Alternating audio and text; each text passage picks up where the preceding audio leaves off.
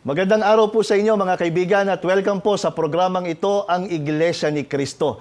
Samahan po ninyo kami sa gagawin po naming pagtalakay sa pamamagitan po ng mga katotohanan ng Panginoong Diyos na nakasulat po sa Biblia. Makakasama po natin ngayon ang kapatid na Vic Sandoval, isa rin pong ministro sa Iglesia ni Cristo. Magandang araw po sa inyo kapatid na Vic. Magandang araw din naman kapatid na Glenn at sa ating mga mahal na taga-subaybay. Nawa po, isamahan nyo kami sa kabuuan ng ating gagawing makabuluhang pagtalakay. Kapatid na Vic, kapag po ipinangangaral ng Iglesia ni Cristo ang tungkol sa kahalagahan ng pagsusugo ng Panginoong Diyos at kapag itinuturo po natin na para tanggapin ng Panginoong Diyos ang gagawing pagsamba at paglilingkod ng tao, ay hindi po maiiwasan at kailangan po talagang pangasiwaan ng sugo yung gagawin po niyang paglilingkod. Kapag po itinuturo natin yan, ang karaniwan pong nagiging reaksyon po ng iba, nagtatanong at nagtataka. Bakit daw kailangan pa ang pagsusugo? Kasi nga karaniwan na ay nagkaroon ng iba ng paniniwala na magagawa raw nila yung paglilingkod, pagsamba sa Panginoon Diyos, alinsunod sa kanilang gustong paraan at sa kanilang kinasanayan o kinamulatan sigurong paniniwala. Kaya para sa kanila, hindi na kailangan ng pagsusugo. Mga kaibigan, kapag po sinasabi ng Iglesia ni Cristo na hindi pwedeng hindi pangasiwaan ng sugo ng ating Panginoong Diyos ang gagawing paglilingkod at pagsamba ng tao, yan po ba'y sariling aral lang ng Iglesia ni Cristo? Para po mas maging maliwanag kapatid David sa mga nakasubaybay po sa atin. Mga kaibigan, ang babasahin namin sa inyo ay nakatala dito po sa aklat ng mga gawa ng mga apostol, dito po sa 10:1 hanggang 5. Ganito ang ating mababasa. May isang lalaki sa Cesarea na ang pangalan ay Cornelio.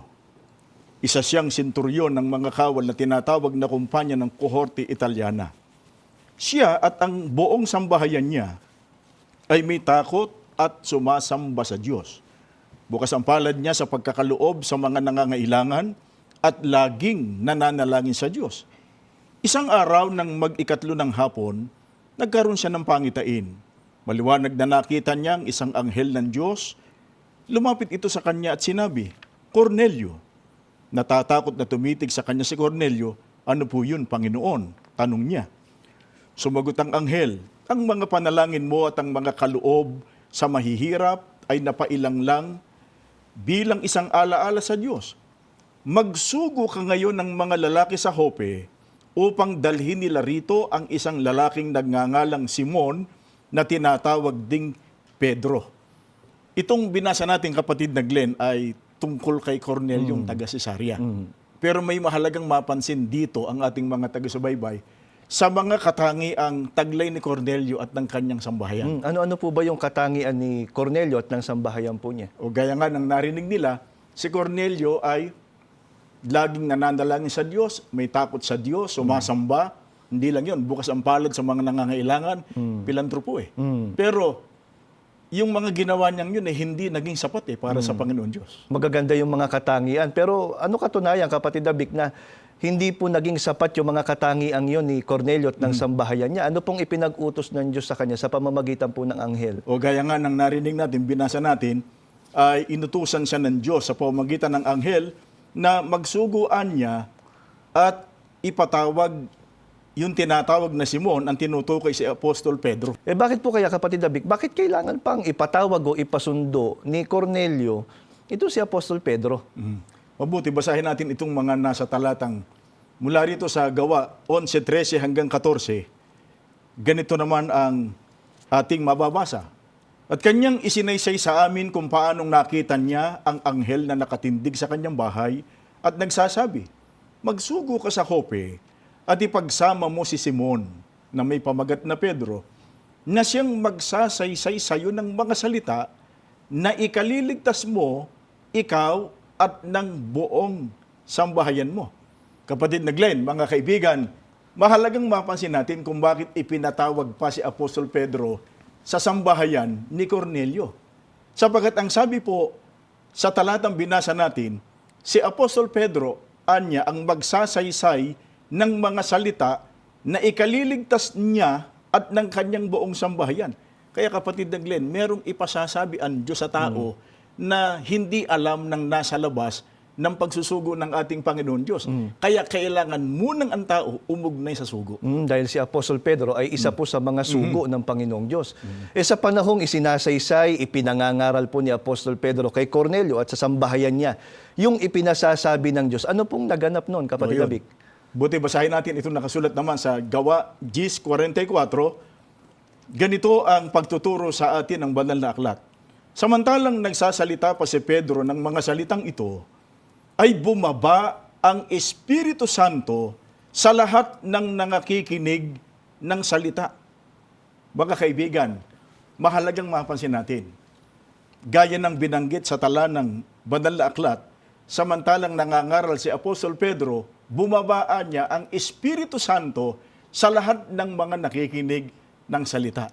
Dito makikita natin, kapatid na Glenn, ang kahalagahan ng pangangaral ng mga tunay na sinugo ng Diyos. Ang kanilang pangangaral ay may patnubay ng Espiritu Santo. Kapatid Abik, mahalagang maging malinaw po sa mga nakasubaybay po sa atin ngayon. Ano po ba yung Espiritu Santo at gaano po kahalaga na matanggap ng tao ang Espiritu Santo? Ang magbibigay sa atin ng kasagutan ay si Apostol Pablo. Si Apostol Pablo ay isa rin sa mga sugo ng Opo. Panginoon Diyos. Dito po sa Efeso 1:13 hanggang 14 ay ganito ang pagtuturo ni Apostol Pablo. Na sa kanya'y kayo rin naman pagkarinig ng aral ng katotohanan ng ebanghelyo ng inyong kaligtasan. Na sa kanya rin naman, mula nang kayo'y magsisampalataya, ay kayo'y tinatakan ng Espiritu Santo na ipinangako na sampatotoo sa ating mana hanggang sa ikatutubos ng sariling pag-aari ng Diyos sa ikapupuri ng kanyang kalwalhatian. Gaano po kahalaga ang matatakan ng Espiritu Santo? Ang sabi ni Apostol Pablo, sa ikatutubusan niya ng sariling pag-aari ng Diyos. Kaya para ang tao maging sa Diyos, kapatid na Glenn, at higit sa lahat ay maging karapat-dapat sa kaligtasan, kailangang matatakan ng Espiritu Santo. Ano po ang nais ituro sa atin ng mga pangyayari pong yan? Kaya, naisituro sa atin, mga kaibigan, na hindi po tatanggapin ng Diyos ang alinmang pagsamba at paglilingkod ng sinuman na hiwalay sa pangangasiwa ng kanyang mga sinugo. Mga kaibigan, hindi po namin sarili o inimbentong aral na upang tanggapin ang paglilingkod ng tao ay dapat munang dumaan o umugnay sa tunay na sugo ng Diyos. Ito po ang proseso, di po ba kapatid Abik, na inilagda ng Panginoong Diyos mula't mula pa sa panahon pa ng mga unang lingkod niya, na kailangan ang taong maglilingkod sa Kanya umugnay sa sugo. Pero baka ang sinasabi naman ng iba, yan ay sa panahon po nila, nung una pa. Sa panahon natin ngayon, kapatid na Bik, may sugo pa rin ba ang Diyos na siyang mangangaral ng mga katotohanan ng ating Panginoong Diyos para ang tao, kapag tinanggap yun, ay magkaroon ng karapatang magsagawa ng pagsamba't paglilingkod? Meron. At babasahin natin ang nakatala dito sa Apokalipsis 7:2-3. Ito ay hula o biblical prophecy, paunang pahayag ng Panginoon Diyos, tungkol sa kanyang sugo sa panahon natin. Dito po sa Apokalipsis 7:2-3, ganito ang ating mababasa. At nakita ko ang ibang anghel na umaakyat mula sa sikatan ng araw, na taglay ang tatak ng Diyos na buhay. At siya sumigaw ng tinig na malakas sa apat na anghel, na pinagkaloobang maipahamak ang lupa at ang dagat, na nagsasabi, huwag ninyong ipahamak ang lupa kahit ang dagat, kahit ang mga punong kahoy, hanggang sa aming matatakan sa kanilang mga noo ang mga alipin ng ating Diyos. Itong binasa natin, kapatid na Glenn, mga kaibigan, ay hula o paunang pahayag ng ating Panginoon Diyos. At kung sinong hinuhulaan, ang sabi dito, nakita ko anya ibang anghel. Pagka binasa natin doon sa Young's Literal Translation, makikita po niyo sa inyong mga monitor, ang nakalagay doon ay, and I saw another messenger o sugo ng Diyos na magmumula sa sikatan ng araw, na ang katuparan nito ay ang kapatid na Felix Y. Manalo. Ang kinikilala sinasampalatayanan ng Iglesia ni Cristo na sugo ng ating Panginoon Diyos sa mga huling araw. Taglayan niya ang tatak ng Diyos na buhay. Kaya ang gawain ng anghel na tinutukoy dito o sugo ng Diyos ay magtatatak sa mga alipin ng ating Panginoon Diyos. Nag-iisa po ba siya sa pagtatatak, kapatid Abik? Nais nating ipapansin sa ating mga mahal na taga-subaybay, ang banggit do sa hula, ang sabi ay, hanggang sa aming matatakan sa kanilang mga noo ang mga alipin ng ating Panginoon Diyos. Napansin po ba ninyo mga kaibigan kung paanong hinulaan ng may hawak ng tatak, hinulaan din ang mga kasamang magtatatak. Kapatid Abik, sino po ba yung tinutukoy dyan sa hula na kaamin, na kasamang magtatatak, sapagkat may karapatan ding mangaral ng dalisay na ebanghelyo? Hindi natin opinion itong ating babanggitin. Ito ay babasahin natin. Dito po sa Colosas, sa 1.25, ganito ang pagtuturo ni Apostol Pablo. Pakinggan natin. Na ako'y ginawang ministro nito, ayon sa pamamahala na mula sa Diyos, na ibinigay sa akin para sa inyo, upang maipahayag ang salita ng Diyos. Pansinin po ninyo mga kaibigan, ang Diyos ang naglagay ng pamamahala sa iglesia. Ang mga ministro at mga manggagawa ay bahagi ng pamamahala sa tunay na iglesia na pinagkatiwalaan na magpahayag ng mga salita ng Diyos. Kaya ang pangangaral ng mga ministro at mga manggagawa sa panahon natin ngayon, kapatid na Glenn, ay kasama ng gawain ng sugo na magtatatak sa mga alipin ng ating Panginoon Diyos. At batay po doon sa binasa na natin kanina, kapatid David, sa Efeso 1:13 hanggang 14, ang tatak ay ang Espiritu Santo. At ang mga tinatakan ng Espiritu Santo ay ang mga tumanggap at sumampalataya doon sa mga aral ng ating Panginoong Diyos na itinuro ng sugo. Kaya nga kapatid na Glenn, kung gusto ng tao na ang paglilingkod niya, ang pagsambang ginagawa niya, sa panahon natin ngayon, tanggapin at maging karapat dapat sa Panginoon Diyos at kanilang ikaligtas, mga kaibigan, hindi po nila maiwasang umugnay sa sugo ng Diyos sa mga huling araw. Kaya mga kaibigan, bagaman maraming mga kaanib sa Iglesia ni Cristo na hindi tuwirang napangaralan ng sugong leader o ng kapatid na Felix Manalo, sila man ay kasamang tumanggap ng tatak ng Espiritu Santo.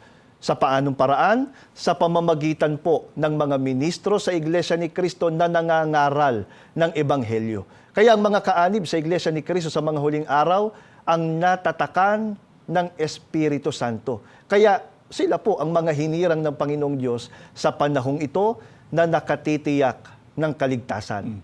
Kaya kapatid na Glenn, kung ipipilit ng tao ngayon sa panahon natin na hindi na kailangan ng pagsusugo, nakapagsasagawa kami ng aming pagsamba, ng aming paglilingkod, batay doon sa aming nakagis ng paniniwala, sa aming sariling kaparaanan, mga kaibigan, ang mangyayari noon, para lang na paglilingkod na isinasagawa noon ni Cornelio at ng kanyang sambahayan, nang hindi pa sila napangangaralan ng sugo, hindi tinatanggap ng Panginoon Diyos. Kaya mga kaibigan, ang itinuturo ng Iglesia ni Cristo sa pangunguna ng aming tagapamahalang pangkalahatan, ng kapatid na Eduardo V. Manalo, ay hindi po bagong bagay.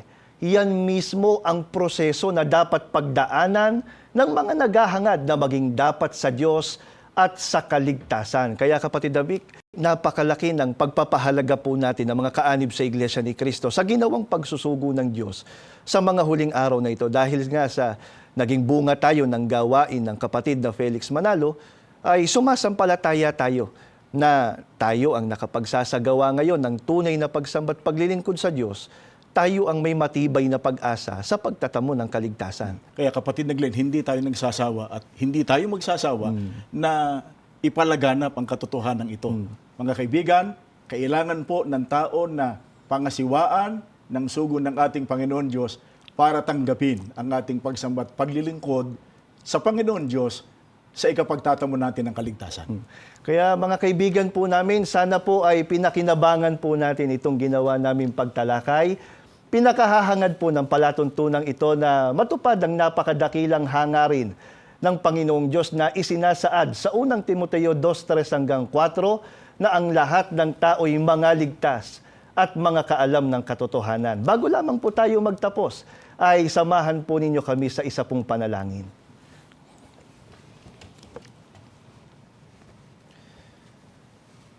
Panginoon po naming Diyos, maraming salamat po sa iyo. Opo. Sa pamamagitan ng palatuntunang ito ng iyong iglesia. Opo. Muli ka pong nagturo sa bawat isa sa amin ng iyong mga katotohanan. Amen. Ng dalisay mo pong mga aral na amin pong sinasampalatayanan sa loob ng iglesia. Amen. Itinuro po sa amin ngayon ang kahalagahan na ang tao'y magkaroon ng kaugnayan sa iyong sugo Opo. upang magawa ang tunay na pagsamba't paglilingkod Opo. at magkaroon ng karapatan sa pagtatamo ng kaligtasan. Amen. Ito po ang ipinagpapasalamat namin sa iyo, Ama. Opo. Nakabahagi kami sa gawain mo po sa mga huling araw na ito Opo. na sinimulan ng kapatid na Felix Manalo. Sinasampalatayanan naming habag at pag-ibig mo po ito sa amin. Amen. Ito po ang nais din naming mabiyaya ng aming mga taga-subaybay, Opo. ng mga taong naabot ng pangangaral mo pong ito. Opo. Makasama namin silang maglilingkod sa iyo. Opo. Makasama naming magtatamo ng mga pangako mo po sa amin. Amen. Panginoon naming Jesus, kaawaan mo po ang mga naabot ng pagtuturong ito. Opo. Maging daan nawa ang mga katotohanan ito upang sila man ay sumampalataya. Opo. Makasama naming maglilingkod sa iyo at sa ating Ama. Amen. Ama, binasbasan at pinagpala mo na pong kabuuan ng iglesia. Amen. Pinagpala rin ang pamamahala sa iyong bayan. Amen. Magalang po naming pakiusap ang lahat sa pangalan po ng Panginoong Hesukristo. Amen. Amen.